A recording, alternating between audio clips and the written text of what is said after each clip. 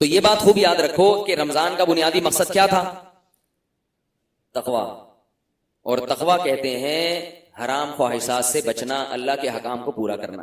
تو ہم میں سے ہر شخص کی ذمہ داری ہے وہ یہ دیکھے کہ رمضان میں میرے اندر کتنا تقویٰ پیدا ہوا ہے. بعض ایسے ہوتے ہیں خوش قسمت جو رمضان میں سارے گناہوں کو چھوڑ دیتے ہیں، بالکل یو ٹرن لے لیتے ہیں،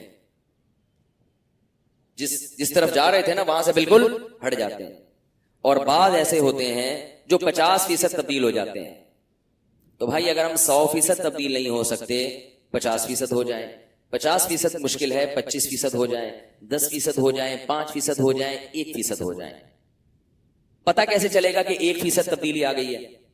پتہ ایسے چلے گا کہ آپ اپنے گناہوں کی ایک لسٹ بنائیں جو گناہ کرتے ہیں، اور یہ دیکھیں کہ اس رمضان میں ان 100 گناہوں میں سے اگر ایک گناہ بھی چھوٹ گیا آپ کا تو 1% تبدیلی بولو نا بھائی آ گئی.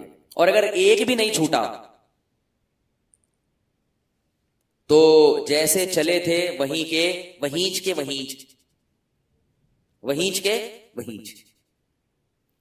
کوئی فائدہ رمضان کا نہیں ہوا. ثواب مل گیا، روزے کا بھی مل گیا. یہ ان لوگوں کے لیے جو روزے رکھ رہے ہیں، نمازیں پڑھ رہے ہیں. جو رکھ ہی نہیں رہے ان سے تو میں بحث ہی نہیں کر رہا ابھی، کیونکہ وہ تو تقویٰ چاہتے ہی نہیں. تقویٰ چاہتے تو روزہ تو رکھتے کم از کم. جو روزے دار ہیں ان کی زندگی سے اگر ایک گناہ بھی چھوٹ گیا تو رمضان کا بہت بڑا مقصد حاصل ہو گیا.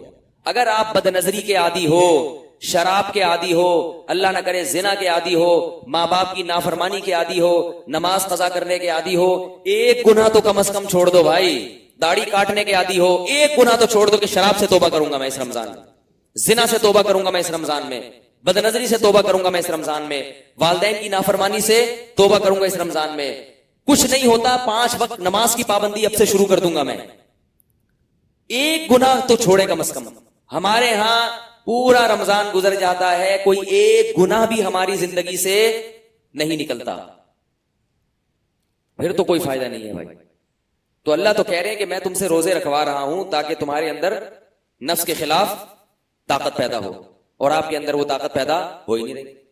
تو یہ پھر مزیدار بات نہیں ہوئی، یہ پھر رمضان کا مقصد حاصل نہیں ہوا. محمد صلی اللہ علیہ وسلم نے فرمایا بہت سے روزے دار ایسے ہیں جن کو روزے میں بھوک اور پیاس کے سوا کچھ بھی حاصل نہیں ہوتا، سوائے اس کو کولیسٹرول کم ہو جاتا ہے ان کا تھوڑا سا، باقی ویسے کے ویسے ہی. اور بہت سے رات کی عبادت کرنے والے، نمازیں پڑھنے والے ایسے ہیں جن کو رات میں نیند خراب کرنے کے علاوہ کچھ بھی حاصل نہیں ہوتا. بس جاگ لیے، جاگنا سیکھ لیے اور کچھ بھی حاصل نہیں ہوتا. کون لوگ ہیں یہ؟ جو گناہ نہیں چھوڑتے اور گناہ چھوڑنے کی فکر بھی نہیں کرتے. اگر گناہ نہیں چھوٹ رہا کم از کم فکر کرنا شروع کر دے تو یہ بھی ایک اسٹیپ ہے. اور یاد رکھو ایک گناہ چھوڑنے سے دوسرا گناہ چھوڑنا خود بخود آسان ہو جاتا ہے. اللہ تعالیٰ مجھے بھی ان باتوں پر عمل کی توفیق عطا فرمائے، آپ حضرات کو بھی.